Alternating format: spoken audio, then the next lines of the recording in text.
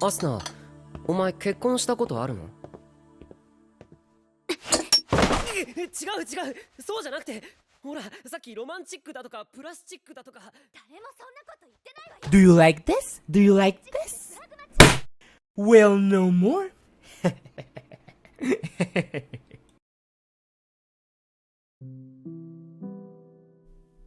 Now, as we get older, there are a lot of things that we're ashamed of when we were younger. Either it be eating boogers, liking Twilight, maybe even shitting your pants in the second grade. But yeah, things we're ashamed of. We all have one of those. But for me, there is one thing that I'm profoundly ashamed of. Something I wish I knew better, and that phase still haunts me to this day, affecting what I watch and why I watch it. You've read the title, and I'm of course talking about the Romcom Phase.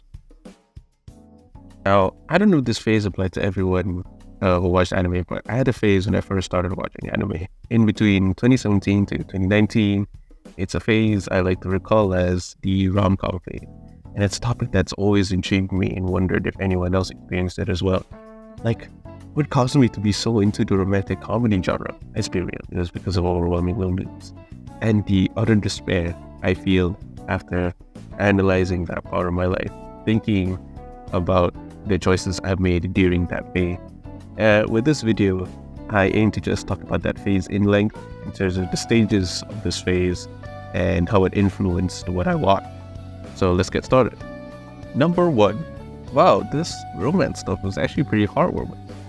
So, I don't admit this often, but the first anime I ever watched was an anime called Hero Man.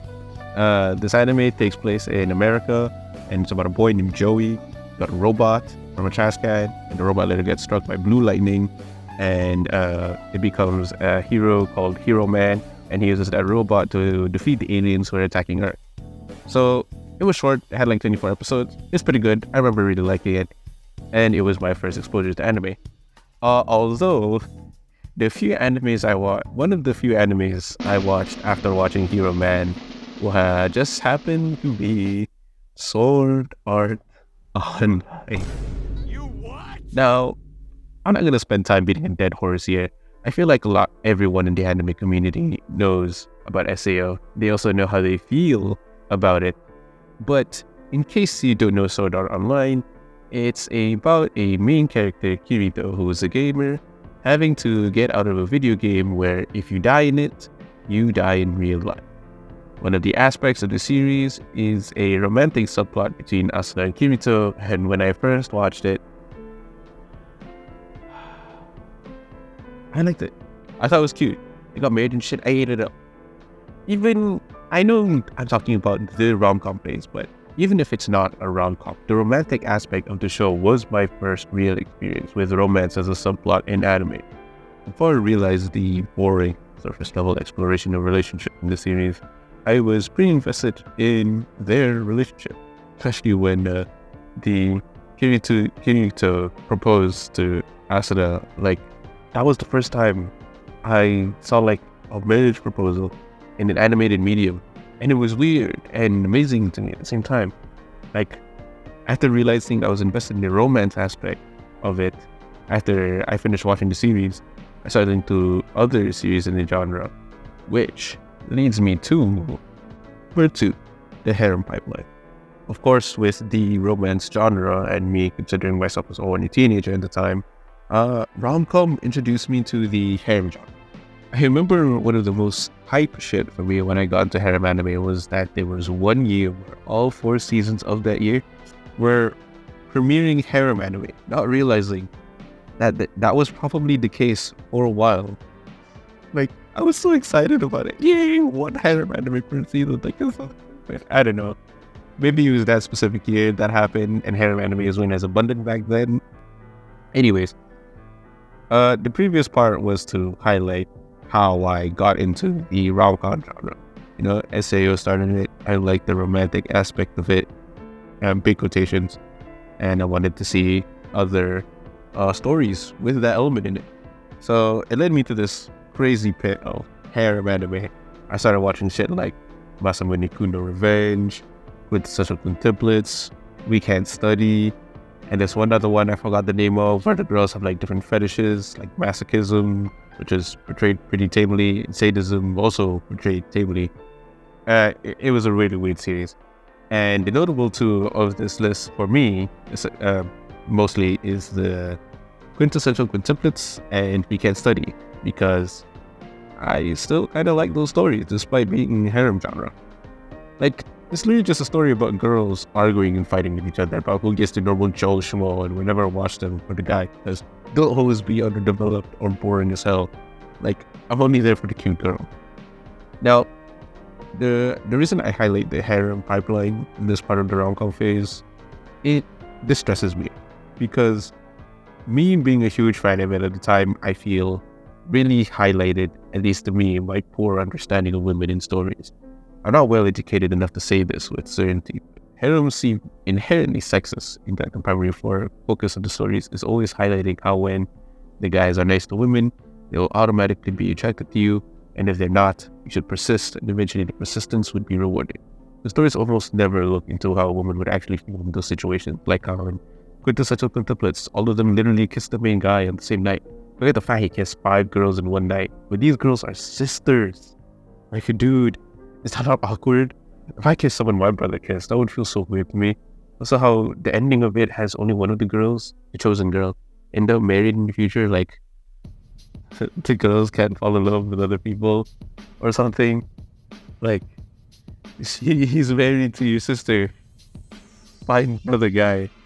Like, it kind of dehumanizes them, making into this idealistic woman where they only fall for the one guy. But hey, at least they develop in the sense that Miku's better at cooking, and Ichika got a successful acting career. You see what I mean? Like, at the very least, it was something they were passionate about and they were actively pursuing it. But the problem is that it's mixed in with them trying to pursue the guy, which is the ultimate goal for these girls. Because it just feels like those girls did those things for a guy. I do still love some of these stories, but I'm just saying it's important to look at these stories with a critical lens. A harem series I'm reading right now is called The 100 Girls Who Really ×5 Love You. It has all the event chapters and character relationship chapters. Even though the main premise is the dude getting 100 girlfriends, I think it's actually one of the better stories in the genre, in the harem genre. Because it's more comedy oriented. It doesn't take the look too seriously because it knows how ridiculous the premise is, and it doesn't have any of the unnecessary drama that a lot of rom-coms I read had. Everyone just loves each other, even the girls towards each other, and I love all of them. Really, it's a great series. And again, number 3. Wait, why am I not enjoying this anymore? Now, this part of the phase is when I'm going to be talking about when I feel like I started to realize I'm not a huge fan of the genre anymore. Now, this rom-com specifically holds a special place in my heart because when I started to get tired of the unfinished stories of the animes where they usually end in cliffhangers, I decided to finally try out manga. And weirdly enough, I decided to try out Hatsuko Zombie. It was one of the first mangas I ever read. Didn't have an anime adaptation. And when I read it, I wanted to try it on manga-only series first, I guess. So this one is the first one that popped out for me. The drawings were cute, and the premise was interesting, even more so. It was the manga that got me into reading manga in the first place. I was one of those people who wasn't really interested in reading manga because anime had animation and voice acting, there's more elements to it that make it more engaging and entertaining. When I read it, I thought it was a beautiful story to me about someone falling in love with someone who isn't real, basically their own idealized version of the girl they had a crush on. And by the end of the story, he has to let go of her because holding on to that idealized version isn't the healthiest way to live. Because when they're with someone else, they'll forever cling on to this idealized person that doesn't exist. There is some form of critique to be made about the female characters in the story and how it treats women, but I especially resonated with the main character in this series. There is a profound sadness in being so devoid of any genuine love, or at least being able to find someone that makes you feel like you're enough. and the only person being able to do that being a fictional girl that you made up in your head.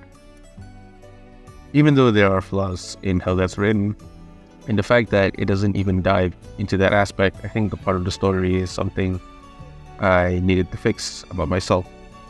In my loneliness, I wanted a romantic dream girl to swoop in and save me from my loneliness, wanting someone to tell me that I'm fine the way I am, and that everything I do is okay, not realizing how self-serving that is to me, specific. What I'm trying to touch on in this part of the phase is that it made me realize that I needed to fix something about how I see women and how I treat them. I didn't have many friends who were girls when I was young. I messed up my interactions with them. In my mind, I put women on a pedestal, which I feel isn't a problem that is commonly addressed for young men. I was always told as a young man that misogyny is when men look down on women because of their gender, and because of them, because of that, I put them above me instead, not realizing that it was just as misogynistic, because treating them as anything other than human beings defeats the purpose of, feminism, treating them equally. So, the point of this video, why did I talk about this? Like I mentioned, I just wanted to find an excuse to talk about this part of my life because I found it very interesting, and I think about what would have happened to me if I made different choices in that time. The Romcom phase isn't really something that anyone else I feel explored, and I feel like that's could be ways, Little do I know, maybe other people experience this phase, and I kind of just want to talk about it with a lot of people. In fact, hey, I don't want to be ahead of myself, but I kind of want to coin the term.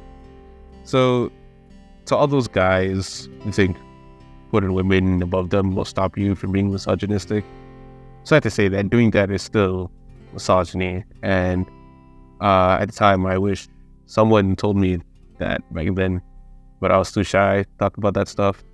And I felt, I was sure no one would understand me or try to, but I'm glad that I'm able to say this now, put this in the video, and get this out to everyone to see. That I hope someone somewhere out there can relate to this, experiencing this phase. Who knows? Maybe there are a lot of people there with a romcom phase, more romcom phases than I thought. Thanks for watching.